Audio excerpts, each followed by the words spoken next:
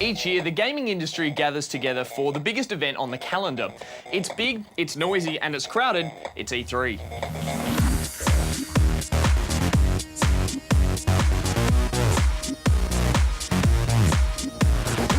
The Electronic Entertainment Expo is huge. It's the industry's trade show. Now there's some other shows that we have throughout the year, but this is the one where we all get together to talk about the state of the art, where we talk about what we're doing and we figure out how it's going to reach customers throughout the year. So it's a lot of fun because we're all there, but it also requires a lot of preparation. And it's this preparation time that many developers choose to approach very differently. I think that every producer and every publisher thinks about a trade show differently. What we do is not really about announce this thing at the trade show. Like if you're in a game, if you're working on a specific game, your job is to make that game amazing.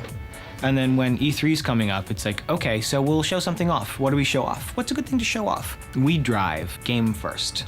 And then trade shows, when they show up, if you decide to go, you just pick what you want to show off. Come and get it. I know it's actually really cool because you start working on something very specific because you want to show one thing, so it gets you to see what the game is going to be like at the end. So it's actually exciting to see, oh, this is actually our design and this is what the game is going to feel like. So it's definitely exciting, yeah. You know, as much as we try to plan for it, and we try to be very smart about how we work these things into our development schedule. All that planning aside, there's always that, you know, that little stretch of time, a month or 2 months before E3 when everyone's, you know, gotta get this done. So for us anyways, no matter how hard we try to plan for it, there's still always an element of chaos. Everyone has a very romanticized notion of what E3 is, and you know, from a production perspective, it actually becomes more of a hindrance. So doing an E3, you know, really screws you up because all of a sudden you're trying to push towards final. Depending on where your product is in development, it can be a real big headache.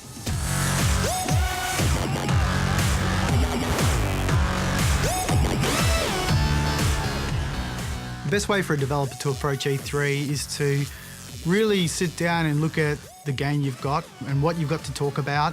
And I think at times developers can be quite guarded, as publishers can be too, but find something interesting to say and make sure you're saying it to the right people.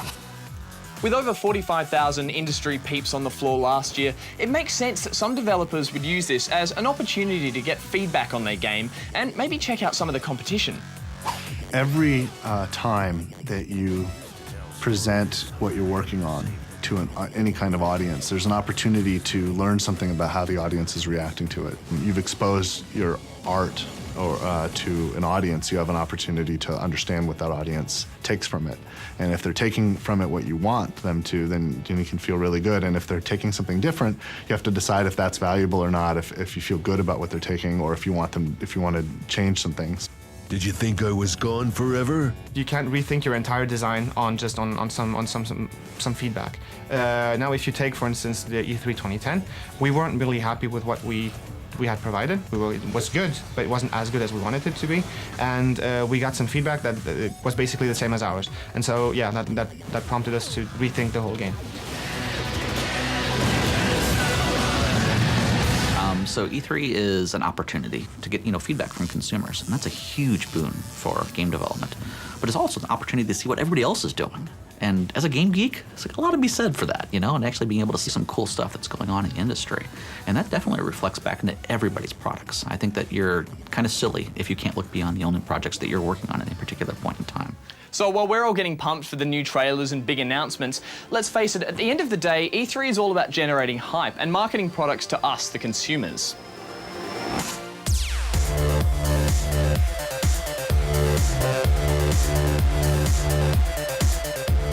I think we've seen the way video games are marketed change dramatically in the last couple of years. You're seeing shorter marketing campaigns for video games. That being said, E3 is important if it falls within a certain period in that development schedule and within that marketing campaign.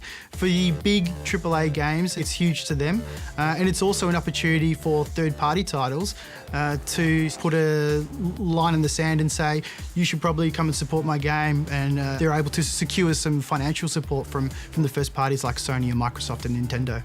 It also is a huge event, and it's the video game industry saying we're here. And Los Angeles becomes like all the hotels are full. There's tons of traffic. It's in the middle of downtown, and so I think on some level it works as an ambassadorship. And I think as that, for me, it's hugely successful.